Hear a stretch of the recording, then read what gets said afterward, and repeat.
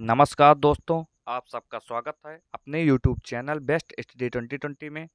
अगर आप किसी भी एग्जाम की तैयारी कर रहे हैं, चाहे वह शिक्षक भर्ती, SSC, UP, triple S C PET, NDA, railway, कोई भी एग्जाम हो, यह वीडियो आपके लिए महत्वपूर्ण होने वाली है। 15 अक्टूबर डेली करंट अफेयर से रिलेटेड सारे क्वेश्चन आपको इस वीडियो में मिल जाएंगे। अब हम अपने प्रश्न की ओर बढ़ते हैं। आज का हमारा पहला प्रश्न है, ग्लोबल हंगर इंडेक्स 2023 में भारत का रैंक क्या है? बताइए दोस्तों, इसका आंसर क्या होगा? इसका आंसर है ऑप्शन नंबर ए 111।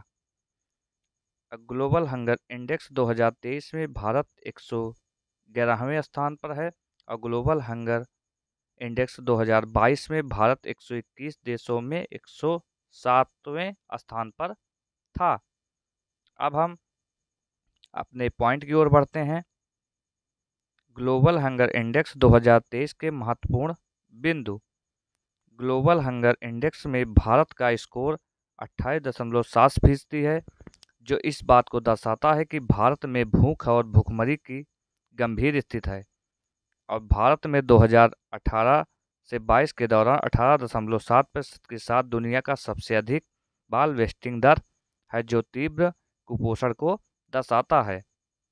अब हम अपने अगले पॉइंट की ओर बढ़ते हैं। अब भारत में अल्प पोषण की दर 16.6% बताई गई है और 5 साल से कम उम्र के बच्चों की मृत्यु दर 3.1% है। अब कुल ग्लोबल हंगर इंडेक्स 2023 में कुल देश शामिल हैं 125 और शीर्ष 3 देश हैं बेलारूस और बोस्निया और हार्जेगोनिया और तीसरा नंबर चिली। अब हम अपने अगले पॉइंट की ओर बढ़ते हैं और आखिरी 3 देश कौन कौन से शामिल थे? तो मध्य अफ्रीकी गणराज्य, मेडागास्कर और यमन, और पाकिस्तान 102वें स्थान पर, और बांग्लादेश 21वें, और नेपाल जो है 69वें, और श्रीलंका 60वें स्थान पर है। अब हम अपने अगले पॉइंट की ओर बढ़ते हैं। वैश्विक भूखमरी सूचांक क्या है? तो ग्लोबल हंगर इंडेक्स जीएचआई वैश्विक, क्षेत्रीय और राष्ट्रीय स्तर पर भूख को व्यापक रूप से मापने और ट्रैक करने का एक उपकरण है। इसके जारी करता है अंतर्राष्ट्रीय संस्था कार्सन वर्ल्ड वाइड और जर्मनी की संस्था वेल्ट हंगर हिल्फ है। अब हम अपने अगले प्रश्न की ओर बढ़ते हैं। हमारा अगला प्रश्न है, हाल ही में पोंटस नामक टेक्टोनिक प्लेट किस महासागर में खोजी गई है? तो बताइए दोस्तों, इसका आंसर क्या होगा? तो इसका आंसर है ऑप्शन नंबर बी, प्रशांत महासागर में पोंटस नामक टेक्टोनिक प्लेट खोजी गई है। अब हम अपने अगले पॉइंट की ओर बढ़ते हैं। हाल ही में लंबे समय से खोई हुई पोस्टस नामक टेक्टोनिक प्लेट को पश्चिमी प्रशांत महासागर में खोजा गया है। इसे बोर्निया में प्राचीन चट्टानों का अध्ययन करने के लिए वैज्ञानिकों द्वारा खोजी गई थी। ऐसा माना जाता है कि विशाल टेक्टोनिक प्लेट का आकार एक समय लगभग 15 मिलियन वर्ग मील था, जो प्रशांत महासागर के लगभग एक चौथाई के बराबर था, परंतु धीरे धीरे यह प्लेट नष्ट हो गई और गुरुत्वाकर्षण बल के कारण यह अन्य प्लेट के नीचे धंस गई। अब हम अपने अगले पॉइंट की ओर बढ़ते हैं। टेक्टोनिक प्लेट क्या है? तो टेक्टोनिक प्लेट जो है, जिसे लिथोस्फेरिक प्लेट भी कहा जाता है, ठोस चट्टान का एक विशाल अनियमित आकार का स्लैब है, जो आमतौर पर महाद्वीपीय और महासागरीय लिथोस्फीयर दोनों से बना है। अब हम अपने अगले पॉइंट की ओर बढ़ते हैं। प्लेट टेक्टोनिक्स का सिद्धांत। तो प्लेट टेक्टोनिक्स सिद्धांत के अनुसार पृथ्वी की भूप्रकृति अनेक छोटी बड़ी प्लेटों में विभक्त है। पृथ्वी के स्थलीय दृढ़ भूखंड को प्लेट कहा जाता है तथा प्लेट के नीचे के टूटे हुए भाग को टेक्टोनिक कहा जाता है। अब हम अपने अगले प्रश्न की ओर बढ़ते हैं। हमारा अगला प्रश्न है, केरल राज्य के पहले 3D प्रिंटेड हाउस का उद्घाटन किस शहर में हुआ है? बताइए दोस्तों, इसका आंसर क्या होगा? तो इसका आंसर है ऑप्शन नंबर ए, तिरुवनंतपुरम में। हाल ही में केरल के राजस्व मंत्री के राजन ने केरल के तिरुवनंतपुरम में 3D प्रिंटिंग तकनीक से बनी केरल की पहली इमारत का उद्घाटन किया। अब हम अपने पॉइंट की ओर बढ़ते हैं। यह इमारत केवल 28 दिनों में बनकर पूरी हुई और केरल राज्य में यह प्रोजेक्ट तकनीक स्टार्टअप तवस्ता के सहयोग से पूरा किया है। अब भारत का पहला 3D printed post office Bangalore में खोला गया था। अब हम अपने अगले पॉइंट की ओर बढ़ते हैं। 3D प्रिंटिंग निर्माण का एक तकनीक है जिसका इस्तेमाल त्रिविमीय ऑब्जेक्ट के निर्माण में किया जाता है। लाभ, कम लागत, समय की बचत, स्वास्थ्य और सुरक्षा संबंधी खतरों में कमी आदि। अब हम अपने अगले प्रश्न की ओर बढ़ते हैं। हमारा अगला प्रश्न है, हाल ही में श्रम बल सर्वेक्षण रिपोर्ट 2022 से 23 किसने जारी की? बताइए दोस्तों, इसका आंसर क्या होगा? तो इसका आंसर है सांख्यिकी और कार्यक्रम कार्यान्वयन मंत्रालय द्वारा। अब हम अपने अगले पॉइंट की ओर बढ़ते हैं। हमारा अगला पॉइंट है, हाल ही में सांख्यिकी और कार्यक्रम कार्यान्वयन मंत्रालय द्वारा श्रम बल सर्वेक्षण रिपोर्ट 2022-23 जारी की और रिपोर्ट के अनुसार देश में महिला श्रम बल भागीदारी दर 2023 में 4.2% बढ़कर 27% हो गई। अब हम अपने अगले पॉइंट की ओर बढ़ते हैं। रिपोर्ट के अन्य आंकड़े के बारे में जान लेते हैं। जुलाई 2022 से जुलाई 2023 के बीच राष्ट्रीय स्तर का बेरोजगारी दर 2021 और 22 में 4.1% से घटकर 2022-23 में 3.2% हो गई और ग्रामीण क्षेत्र में 2017 से 18 में बेरोजगारी दर 5.3% से घटकर 2022-23 में 2.4% हो गई। अब हम अपने अगले पॉइंट की ओर बढ़ते हैं। रिपोर्ट के अन्य आंकड़े, जैसे भारत में पुरुषों और बेरोजगारी दर 2017 से 18 में 6.1% से घटकर 2022-23 में 3.3% हो गई और भारत में महिलाओं में बेरोजगारी दर 5.6% से घटकर 2.9% रहे। अब हम अपने अगले प्रश्न की ओर बढ़ते हैं। हमारा अगला प्रश्न है, रेल इंडिया तकनीकी और आर्थिक सेवा RITES लिमिटेड किस प्रकार का केंद्रीय सार्वजनिक क्षेत्र उद्यम है? बताइए दोस्तों, इसका आंसर क्या होगा? तो इसका आंसर है ऑप्शन नंबर ए, नवरत्न।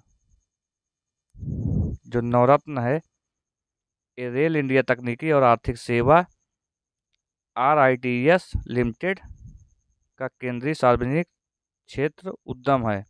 अब हम अपने पॉइंट की ओर बढ़ते हैं। हमारा अगला पॉइंट है, हाल ही में वित्त मंत्रालय ने रेल मंत्रालय के अंतर्गत आने वाले केंद्रीय सार्वजनिक क्षेत्र में उद्यम rail India technical and economic service RITES limited का नवरत्न को दर्जा दिया और RITES देश का 16वां नवरत्न है और इसके साथ ही रेल मंत्रालय के अधीन को भी नवरत्न का दर्जा दिया गया है। अब हम अपने अगले पॉइंट की ओर बढ़ते हैं।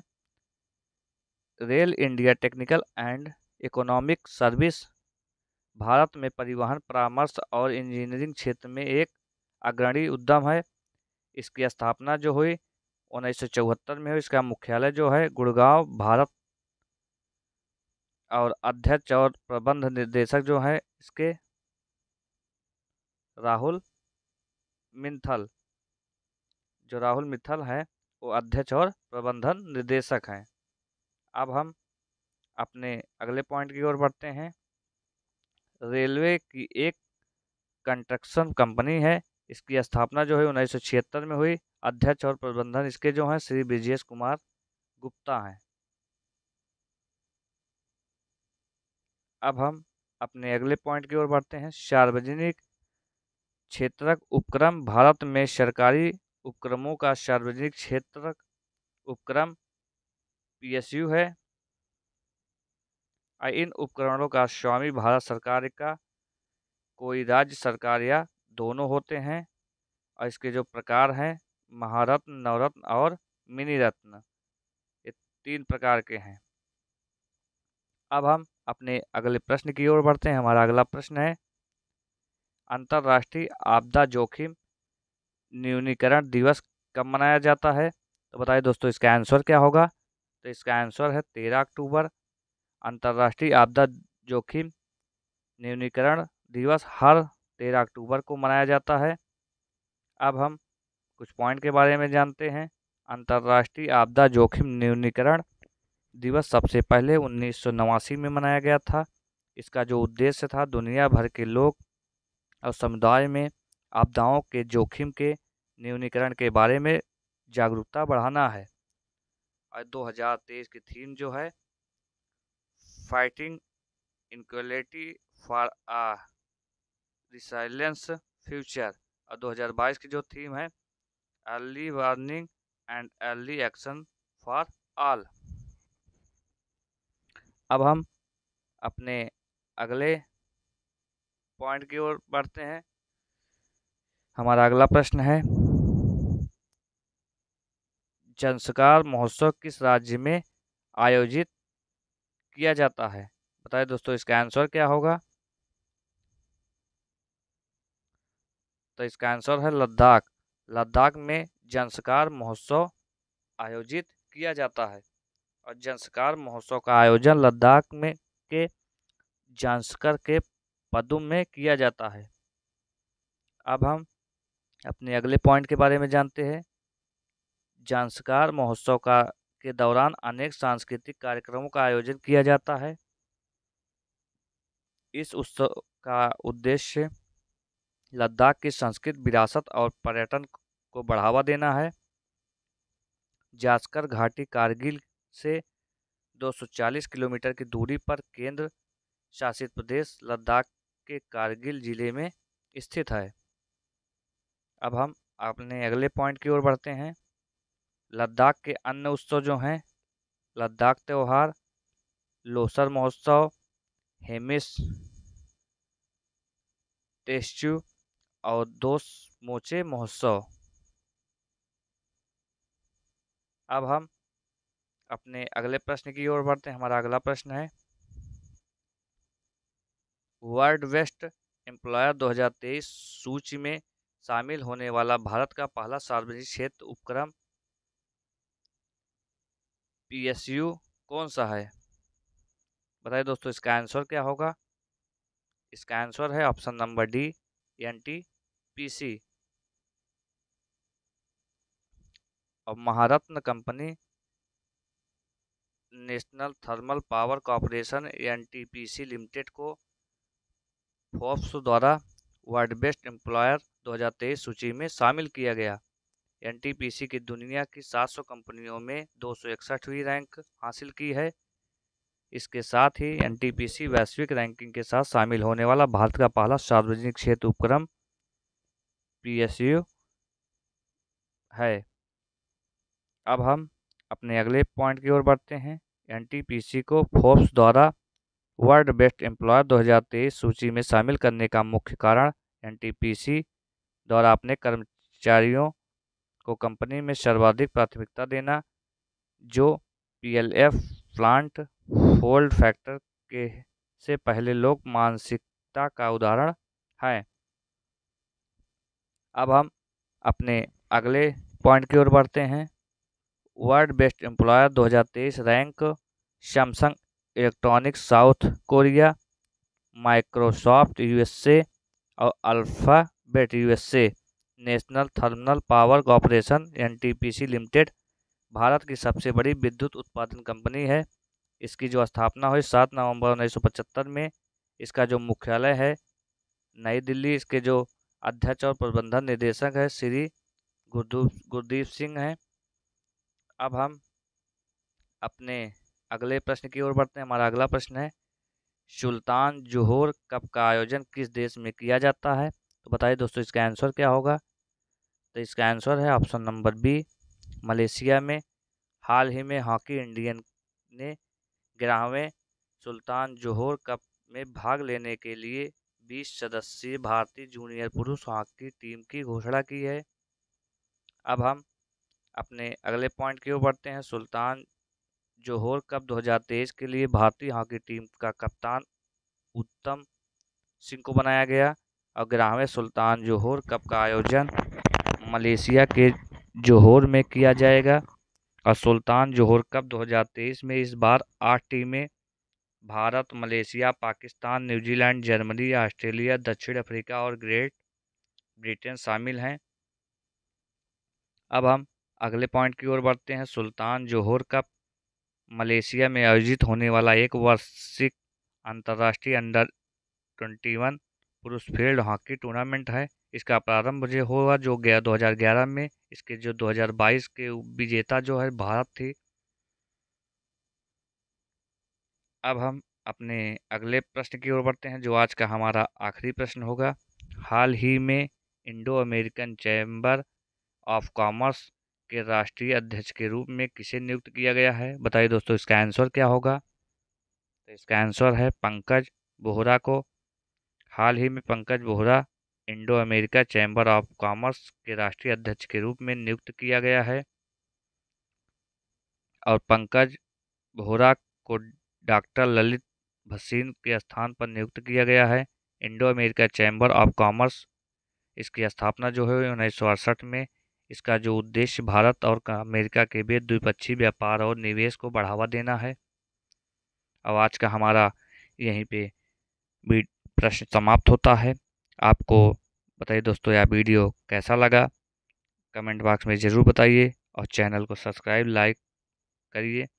आज के लिए हमारा वीडियो समाप्त होता है। धन्यवाद। जय हिंद, जय भारत।